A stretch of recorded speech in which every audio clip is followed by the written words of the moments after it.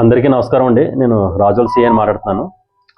7 సంవత్సరాలుగా పరారీలో ఉన్న హత్య కేసులో ముద్దాయిల్ని ఈరోజు పట్టుకొని అరెస్ట్ చేయడం జరిగింది. దీంట్లో డిసీజ్డ్ అంటే చనిపోయిన కామాడి వీరరాఘవులు మరియు ముద్దాయిలు ముగ్గురు ఉన్నారు. కొప్పాడి సీను, గౌతమిరెడ్డి కొప్పాడి సీను, జగతాని పల్లవరాజు అని, పల్లయ్య అని ముగ్గురు కూడా ముగ్గురు ప్లస్ ఇతను చనిపోయిన అతను కూడా అందరూ ఫ్రెండ్స్, ఒకటే క్యాస్ట్. అందరూ కూడా ఏంటంటే వీళ్ళు కూలి పనులు చేసుకుంటారు.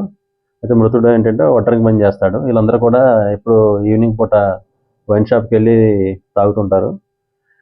ఇందులో ఏమైందంటే డిసీజ్డ్ ఎవరైతే చనిపోయాడో అతను A1 యొక్క బ్లాంకెట్ ఒకటి ఇతను చెప్పకుండా అమ్మేశాడు.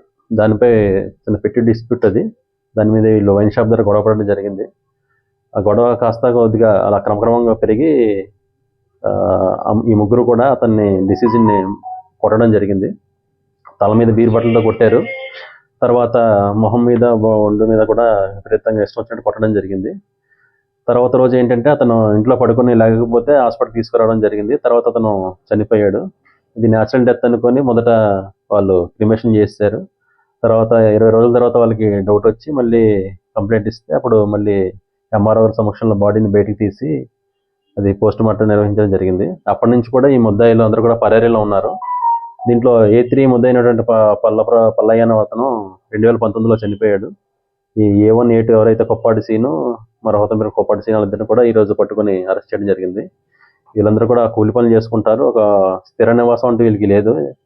కూలి పనులకి వేరే వేరే ఊర్లు వెళ్తూ ఉంటారు. పైగా వీళ్ళ దగ్గర ఫోన్ కూడా ఉండదు. వీళ్ళు పట్టుకోవడం చాలా కష్టతరమైంది. కానీ మా ఎస్పీ గారి ఆదేశాల మేరకు మా DSP గారి పర్యవేక్షణలో మా రాజోల్ ఎస్ఐ గారి టీము, మా టీము కూడా అతి కష్టం మీద వీళ్ళని పట్టుకొని ఈరోజు అరెస్ట్ చూపించడం జరుగుతుంది.